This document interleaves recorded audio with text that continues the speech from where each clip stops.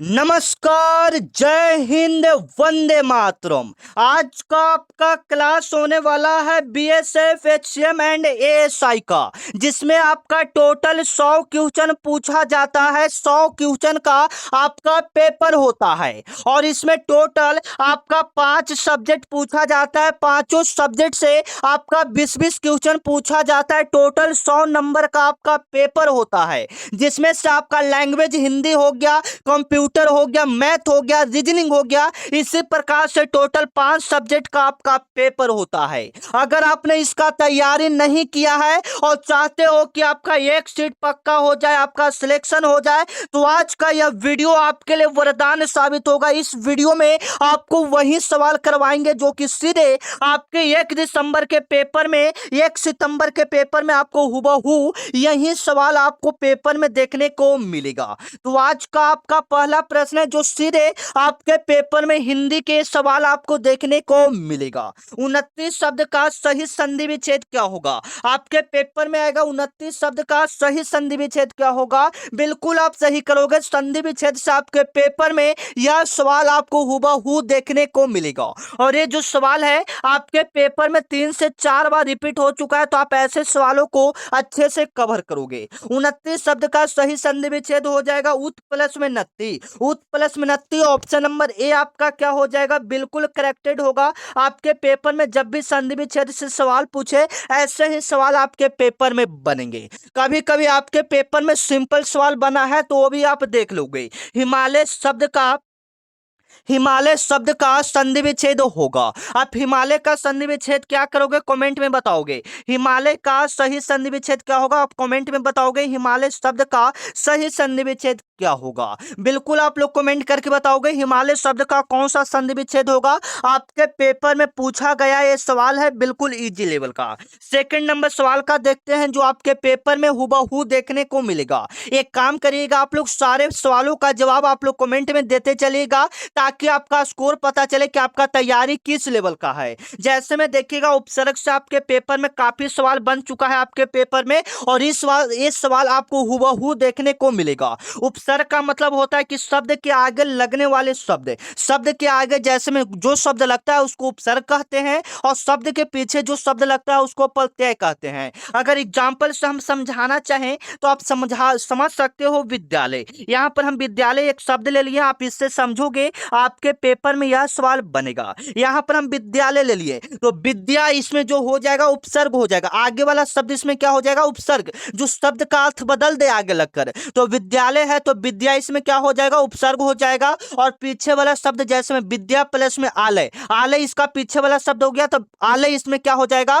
प्रत्यय हो जाएगा। तो इतना अगर आप कंफर्म पता करते हो तो आपका एक सवाल 1 नंबर आपका यहां से सही हो जाएगा। तो आप इसमें जवाब दे सकते हो। स्वागत पूछ रहा है, स्वागत शब्द में कौन सा उपसर्ग है? बिल्कुल आप सही करोगे। स्वागत, तो स्व होगा कि सु होगा कि स्व होगा कि स होगा? बताइएगा। आपको लग रहा होगा कि नहीं सर इसमें जो होगा स्व होगा, ऐसा बात नहीं है। इसमें होगा सु प्लस में आगत। सु प्लस में क्या हो जाएगा? आगत। इसमें सु जो हो जाएगा उपसर्ग होगा। जब इसका संधि विच्छेद आपको करोगे तो सु प्लस में आगत, तो सु इसमें उपसर्ग होगा और आगत इसमें क्या हो जाएगा? प्रत्यय हो जाएगा। आप याद रखना, आपके पेपर में यह सवाल हुबहू देखने को मिलेगा। 2 नंबर सवाल कौन कौन सही किए कमेंट में एक बार आप लोग जरूर बताओगे। चलिएगा, और आपका परीक्षा का मात्र 7 दिन बचा है, आज से लेकर 7 दिन। अगर आपने तैयारी नहीं किया है, एक सीट पक्की करना चाहते हो, तो आप इस चैनल को तो पहले सब्सक्राइब करो, क्योंकि एक सप्ताह में हम आपको वही सवाल करवाएंगे जो सीधे आपके पेपर में हुबहू देखने को मिलेगा। तो आप चैनल को सब्सक्राइब कर लो। तैयारी जो बच्चा नहीं किया है वही इस चैनल को सब्सक्राइब करेगा।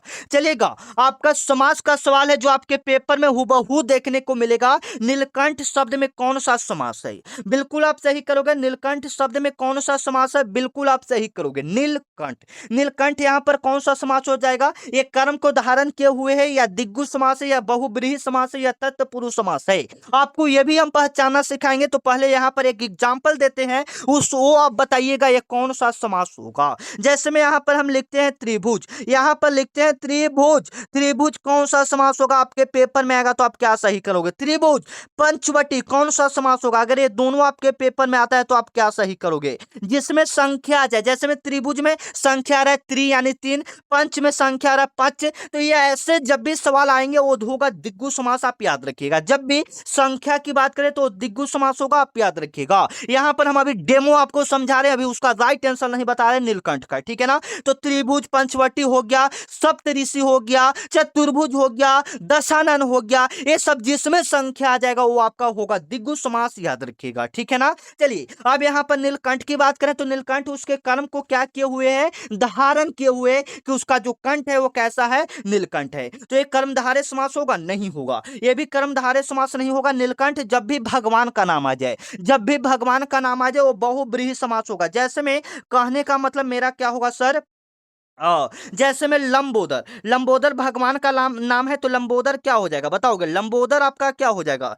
एक मिनट, लंबोदर, लंबोदर आपका क्या हो जाएगा, बहुब्रीहि समास हो जाएगा। या चक्रपाणि क्या हो जाएगा, तो बहुब्रीहि समास हो जाएगा। नीलकंठ क्या हो जाएगा, बहुब्रीहि समास हो जाएगा। जब भी भगवान का नाम आ जाए आप उसको बहुब्रीहि समास में सही करोगे।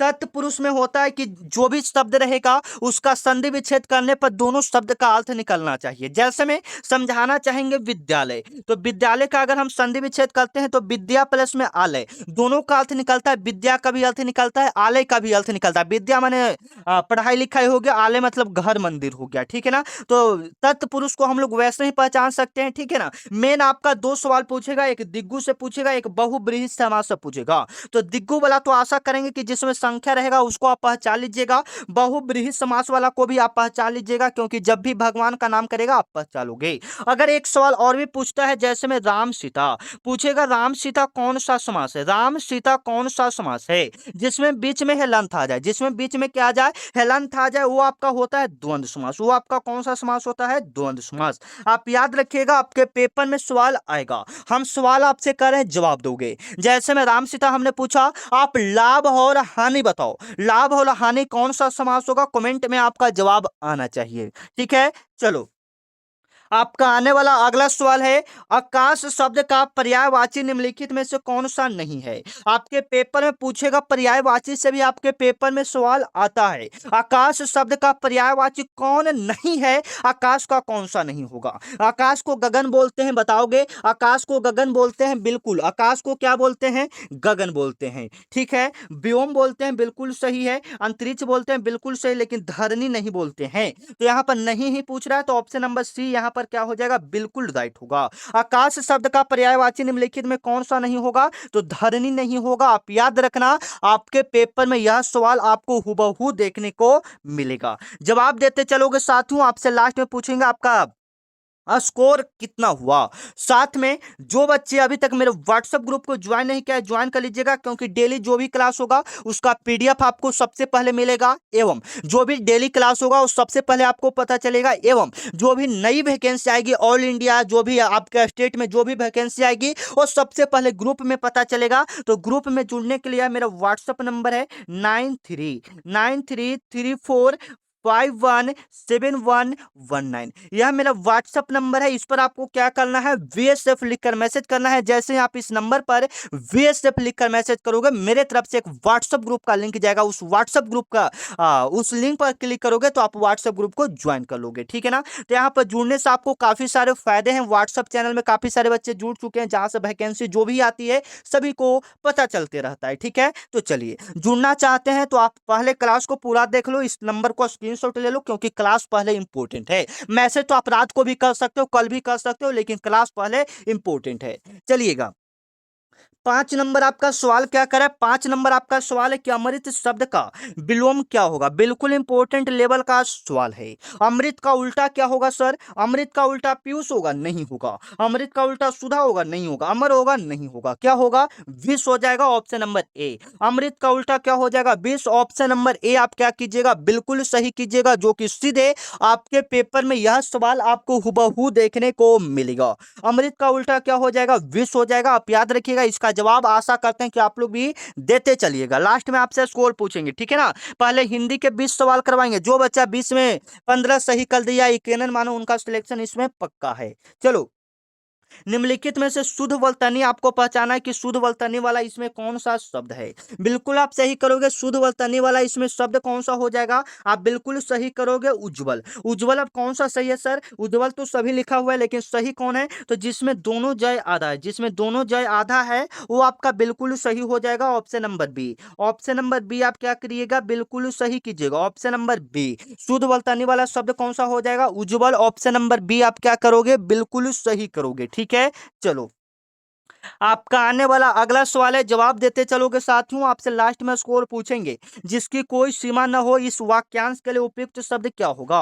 और आपको क्लास कैसा लग रहा है, क्लास में कोई दिक्कत या क्लास आपको कैसा लग रहा है, खराब, अच्छा, जो भी लग रहा है एक बार कमेंट करके बता दोगे ताकि मैं उसमें सुधार कर सकूं। क्योंकि आप लोग के रिव्यू के ऊपर ही हमारा क्लास चलता है। आप लोग बोलोगे कि हाँ सर ठीक क्लास है, तो हम आपको रोजाना ऐसे क्लास करवाएंगे जो कई वर्षों में पूछा गया प्रश्न होगा। ठीक है, तो जिसकी कोई सीमा ना हो उसे हम लोग क्या कहेंगे, सीमित कहेंगे। नहीं, उसको तो हम लोग जिसकी कोई सीमा ना हो उसको तो सीमित बोल ही नहीं सकते, ये तो पहले ही गलत हो गया। चलिए, तो आगे असीम भी नहीं बोलेंगे, इसको बोलेंगे अनंत। जिसकी कोई सीमा ना हो उसे हम लोग बोलते हैं अनंत। क्या बोलते हैं, अनंत। ठीक है, आप याद रखिएगा, आपके पेपर में यह सवाल बनेगा। चलिएगा, आंखें दिखाना मुहावरे का सही अर्थ क्या होगा, आपके पेपर में आएगा। आंखें दिखाना मुहावरे का सही अर्थ क्या होगा, बिल्कुल आप सही करोगे। प्रेम करना तो हो नहीं सकता, आंखें दिखाना गुस्सा प्रकट करना। ऑप्शन नंबर बी आप क्या करोगे, बिल्कुल राइट करोगे। आंखें दिखाना मुहावरे का सही अर्थ गुस्सा प्रकट करना, option number B. Option number B आशा करते हैं कि आप बिल्कुल अच्छे ढंग से सही करोगे, गुस्सा प्रकट करना। आंखें दिखाना मुहावरे का अर्थ हो जाएगा गुस्सा प्रकट करना। चलिएगा, 9 नंबर आपका सवाल है, आपके पेपर में आएगा। हाथ कंगन को आरसी, क्या लुकोक्ति का सही अर्थ क्या है? हाथ कंगन को आरसी लुकोक्ति का सही अर्थ क्या है, बिल्कुल आप सही करोगे, बिल्कुल आप सही करोगे। प्रत्यक्ष के लिए प्रमाण की आवश्यकता नहीं होती, आपको कई बार बता चुके हैं। इस लुकोक्ति है यहाँ पर, हाथ कंगन कुआरसी। इस लुकोक्ति का अर्थ क्या होगा, प्रत्यक्ष के लिए प्रमाण की आवश्यकता नहीं होता है। ऑप्शन नंबर ए आप क्या करोगे, बिल्कुल सही करोगे। आपके पेपर में यह सवाल आपको हुबहू देखने को मिलेगा। चलिएगा, आपका आने वाला सवाल जो है तत्सम रूप से पूछ रहा है। तत्सम होता है हिंदी के शुद्ध रूप को, हिंदी के शुद्ध रूप को क्या कहते हैं, तत्सम, या संस्कृत जैसे शब्द को हम लोग क्या कहते हैं, तत्सम कहते हैं। तो यहाँ पर पूछा कि घोड़ा का क्या होगा, घोड़ा को संस्कृत जैसे शब्द में हम लोग क्या कहेंगे, बताओ तो आप लोग। अश्व बोलेंगे, घोटक बोलेंगे, तुरंग बोलेंगे, बाज बोलेंगे। तो इसको संस्कृत जैसे शब्द में, शुद्ध शब्द में घोटक बोलेंगे, ऑप्शन नंबर ए। कोई बच्चा कहेगा कि अश्व भी तो बोलते हैं, नहीं, इसको घोटक बोलते हैं शुद्ध हिंदी रूप में। ठीक है ना, आप याद रखिएगा। ऑप्शन नंबर ए आपका क्या हो जाएगा, बिल्कुल राइट हो जाएगा, जो सीधे आपके पेपर में यह सवाल आपको हुबहू देखने को मिलेगा। चलिएगा, 11 नंबर आपका सवाल है जो आपके पेपर में आएगा। हिंदी वर्णमाला में कुल स्वरों की संख्या कितनी है, आपके पेपर में आएगा। हिंदी वर्णमाला में कुल स्वरों की संख्या कितनी है, बिल्कुल आप सही करोगे, आपके पेपर में यह सवाल आएगा। हिंदी वर्णमाला में कुल स्वरों की संख्या होती है 11, आप याद रखिएगा, option number B. Option number B आप क्या कीजिएगा, बिल्कुल सही कीजिएगा, आपके पेपर में यह सवाल आएगा। हिंदी वर्णमाला में कुल स्वरों की संख्या कितना है, 11। ठीक है, आपको भी पता होगा, बिल्कुल इजी लेवल का सवाल है, तो जवाब आप लोग कमेंट में देते चलोगे मेरे भाई। चलिएगा, आपका आने वाला अगला सवाल है, मोहन ने एक किताब पढ़ी, मोहन ने एक किताब पढ़ी, इस वाक्य में कौन सा काल है, पढ़ी। तो आप बताओगे समान वर्तमान काल या पूर्ण भूतकाल या आसान क्या होगा, तो पढ़ी में कौन सा हो जाएगा, बताओगे। ये राम मोहन ने एक किताब पढ़ी यानी पढ़ लिया, यानी पूर्ण भूतकाल, माने वो किताब पढ़ लिया यानी पूरा हो गया, पूर्ण भूतकाल। ऑप्शन नंबर बी आप क्या करोगे, बिल्कुल सही करोगे, पूर्ण भूतकाल हो जाएगा। ऑप्शन नंबर बी आपका क्या हो जाएगा, बिल्कुल राइट हो जाएगा। आशा करते हैं कि आप ऐसे सवालों का जवाब अच्छे से आसानी से कमेंट में देते चलोगे। और एक बार सभी बच्चे अपना नाम कमेंट करोगे ताकि मैं जानना चाहता हूं कि आप लोग मेरा वीडियो कौन कौन देख रहे हैं। मोहन, राकेश और भी जो जो बच्चे हैं कमेंट करके अपना नाम बताएंगे। चलिएगा, चिड़िया आसमान में उड़ रही है, चिड़िया आसमान में उड़ रही है, इस वाक्य में कौन सी क्रिया है, बिल्कुल आप सही करोगे। चिड़िया आसमान में उड़ रही है, इसमें कौन सा क्रिया है, बिल्कुल आप सही करोगे। चिड़िया आसमान में उड़ रही है, जिस क्रिया का फल कर्ता पर पड़े, तो ये आसमान में उड़ रही है, तो ये आपका आकर्मक क्रिया हो जाएगा, option number B. Option number B आप क्या करोगे, बिल्कुल सही करोगे, जो कि सीधे आपके पेपर में यह सवाल आपको हुबहू देखने को मिलेगा। चलिएगा, 14 नंबर आपका सवाल है, आपके पेपर में आएगा, बुढ़ापा शब्द किस प्रकार की संज्ञा का उदाहरण है, बताओगे। बुढ़ापा जो शब्द है वह किस प्रकार की संज्ञा का उदाहरण है, बिल्कुल आप सही करोगे। बुढ़ापा यहां पर हो जाएगा व्यक्तिवाचक तो हो नहीं सकता, जातिवाचक नहीं होगा, भाववाचक संज्ञा होगा बुढ़ापा। जिसको हम लोग सिर्फ महसूस कर सकते हैं, छू नहीं सकते हैं, उसको भाववाचक संज्ञा के अंतर्गत रखते हैं। जैसे में बचपन, बुढ़ापा, प्यार, घृणा, नफरत, ये सब। तो ये भाववाचक संज्ञा हो जाएगा। ऑप्शन नंबर सी आपका क्या हो जाएगा, बिल्कुल राइट होगा। ठीक है, चलो।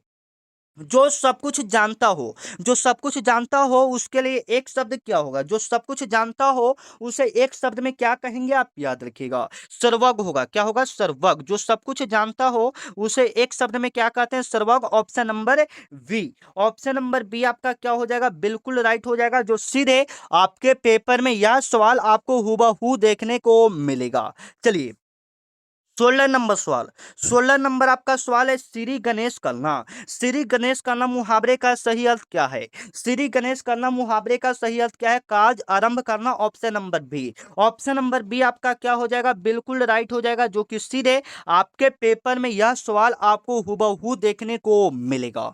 श्री गणेश करना मुहावरे का सही अर्थ क्या होता है, कार्य आरंभ करना। Option number B. Option number B आप क्या करोगे, बिल्कुल राइट करोगे। जैसे में कहते हैं ना, श्री गणेश करना, किसी भी काम को शुरुआत करना। ठीक है ना। चलिए, आपका आने वाला अगला सवाल, निम्नलिखित में से किस शब्द में इत प्रत्यय लगा हुआ है। इत प्रत्यय इसमें से कौन सा हो जाएगा, बिल्कुल आप सही करोगे। निम्नलिखित में से इत प्रत्यय कौन सा हो जाएगा, आपके पेपर में यह सवाल आपको हूबहू देखने को मिलेगा। महान में तो कभी इत आएगा, जिंदगी मर जाएगा, लेकिन इसमें नहीं आएगा। अपनापन में कभी प्रत्यय इत आएगा नहीं, सुंदरता में आएगा पठित, इसमें ही तो इत का बोध हो रहा है, पठित इत आ रहा है। तो ऑप्शन नंबर ए इसमें क्या हो जाएगा, बिल्कुल करेक्टेड हो जाएगा। ठीक है मेरे भाई, याद रखना। चलो, 18 नंबर आपका सवाल है, जल का पर्यायवाची निम्नलिखित में से कौन सा होगा। जल का पर्यायवाची निम्नलिखित में से कौन सा होगा, आपके पेपर में यह सवाल आपको हूबहू देखने को मिलेगा। जल को हम लोग क्या बोल सकते हैं, पावक तो बोलेंगे नहीं, अनग नहीं बोलेंगे, तोय बोलेंगे। क्या बोलेंगे, तोय। ऑप्शन नंबर सी आपका क्या हो जाएगा, बिल्कुल राइट हो जाएगा। जो कि सीधे आपके पेपर में यह सवाल आपको हूबहू देखने को मिलेगा। ठीक है ना। चलिए, 19 नंबर आपका सवाल है कि सौंदर्य शब्द में कौन सी संज्ञा है। सौंदर्य शब्द में कौन सी संज्ञा है, बिल्कुल आप सही करोगे। सौंदर्य कौन सी संज्ञा हो जाएगा, तो ये भी भाववाचक है, इसको हम लोग महसूस कर सकते हैं। जैसे सौंदर्य मतलब एकदम सुंदरता मान सकते हो आप इसको। ठीक है, तो ये भाववाचक संज्ञा हो जाएगा। Option number C. चलिएगा, आपका 20 नंबर सवाल है जो आपके पेपर में आएगा। 20 नंबर सवाल है, प्रयुक्त प्रयुक्त प्रकार शब्द में कौन सा उपसर्ग है। तो प्रति प्लस में उपकार इसका होगा संधि विच्छेद, तो प्रति इसमें क्या हो जाएगा, उपसर्ग हो जाएगा। ऑप्शन नंबर ए आप क्या कीजिएगा, बिल्कुल राइट कीजिएगा, प्रति प्लस में उपसर्ग। प्रति प्लस में उपकार, तो प्रति इसमें क्या हो जाएगा, उपसर्ग हो जाएगा। आप याद रखना, आपके पेपर में यह सवाल आपको हूबहू देखने को मिलेगा। चलिए, अब हम लोग कंप्यूटर के सवाल को देखते हैं। उससे पहले आपका हिंदी में कितना प्रश्न सही हुआ, आप कमेंट करके बताओगे। 20 में से आपका कितना प्रश्न हुआ, आप कमेंट करके जरूर बताओ मेरे भाई। क्योंकि यहाँ पर आपका क्या बोलते हैं, स्कोरिंग की बात है। जितना ज्यादा स्कोर करोगे उतना ज्यादा आपका रिजल्ट बेहतर होगा। ठीक है ना। चलिए, आपका आने वाला अगला सवाल है, कंप्यूटर का जनक, father of computer. Father of computer किसे कहा जाता है, आपके पेपर में यह सवाल आपको हूबहू देखने को मिलेगा।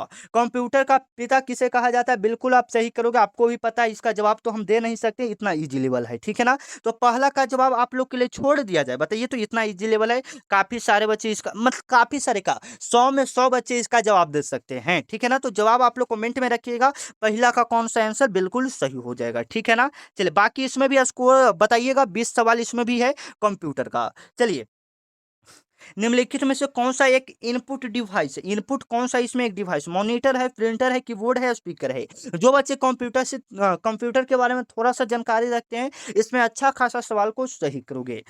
एक इनपुट डिवाइस है जिसमें मतलब कोई काम ही नहीं, तो मॉनिटर, कीबोर्ड, स्पीकर ये सब एक जगह हो सकता है, लेकिन प्रिंटर ये आप समझ सकते हैं एक इनपुट डिवाइस है। Option number B. Option number B आप क्या करोगे, बिल्कुल सही करोगे। चलेगा, 3 नंबर आपका सवाल है कि कंप्यूटर की सबसे छोटी इकाई कौन सी है? कंप्यूटर की सबसे छोटी इकाई कौन सा है? बिल्कुल आप सही करोगे।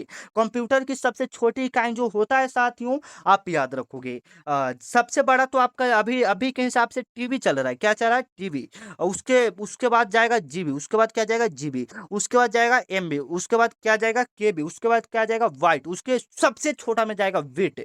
याद रखिएगा, ठीक है? कंप्यूटर की जो सबसे छोटी इकाई होता है वह बिट होता है। उसके बाद बाइट आता है, उसके बाद केबी आता है, उसके बाद एमबी, जीबी, टीबी, इस प्रकार से चलते रहता है। अगर हम आपसे सवाल करें कि 1 जीबी में, ये सवाल आपके पेपर में पूछा गया है, 1 जीबी में कितना एमबी होता है? आपके पेपर में आएगा 1 जीबी में कितना एमबी होता है, आपके पेपर में यह सवाल आपको देखने को मिलेगा। तो आप बिल्कुल सही करोगे, 1024 एमबी, ठीक है? चलिए, आपका आने वाला अगला सवाल देखिएगा। ये सवाल आपके पेपर में बनेगा, 1 किलो वाइट, जिसको केवी बोलते हैं, इसमें कितने वाइट होते हैं? आपके पेपर में बनेगा। बिल्कुल आप सही करोगे।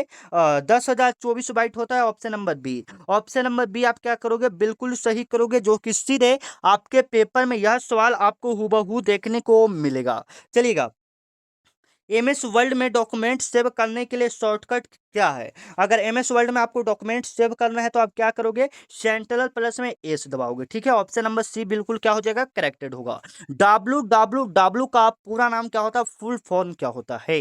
बिल्कुल आप सही करोगे, वर्ल्ड वाइड वेब होता है, option number A. Option number A आप क्या करोगे? बिल्कुल राइट करोगे, जो कि सीधे आपके पेपर में यह सवाल हूबहू आपको देखने को मिलेगा। डब्ल्यू का पूरा नाम क्या होता है? वर्ल्ड वाइड वेब होता है, ठीक है ना? चलिए, आपका आने वाला अगला सवाल है, निम्नलिखित में से कौन सा एक ऑपरेटिंग सिस्टम नहीं है? ऑपरेटिंग सिस्टम कौन सा नहीं है? बिल्कुल आप सही करोगे, आपके पेपर में सवाल आएगा। तो ये हो जाएगा एमएस पेंट हो जाएगा। आप याद रखिएगा, यह एक ऑपरेटिंग सिस्टम के अंतर्गत नहीं आते, बल्कि विंडोज हो गया, लिनक्स हो गया, एंड्रॉइड हो गया, ये सब आपका ऑपरेटिंग सिस्टम के अंतर्गत आता है। चलिएगा, आपका आने वाला अगला सवाल है मेरे भाई, आपके पेपर में आएगा, कंप्यूटर का मस्तिष्क किसको कहा जाता है? आप जवाब दोगे सीपीयू, सेंट्रल प्रोसेसिंग यूनिट। चलिएगा, काफी इजी लेवल का सवाल है, आप लोग भी जवाब दे सकते हो। एमएस एक्सेल में फॉर्मूला की शुरुआत किस चिन्ह से होती है? तो आप बराबर से कर सकते हो, ऑप्शन नंबर सी। बिल्कुल इजी लेवल का सवाल है, इसमें हमको बताने की जरूरत ही नहीं है। आप लोग अच्छे खासे इसमें तैयारी नहीं भी की हो तो आपका रिजल्ट हो सकता है। कंप्यूटर का मेमोरी, मुख्य मेमोरी कौन सा होता है? बताओगे, कंप्यूटर का मुख्य मेमोरी कौन सा होता है? रैम और रोम होता है, आप याद रखिएगा, ठीक है? चलिए, इंटरनेट का जनक किन्हें कहा जाता है? बिल्कुल आप सही करोगे, विंट सर्फ को कहा जाता है, ऑप्शन नंबर ए।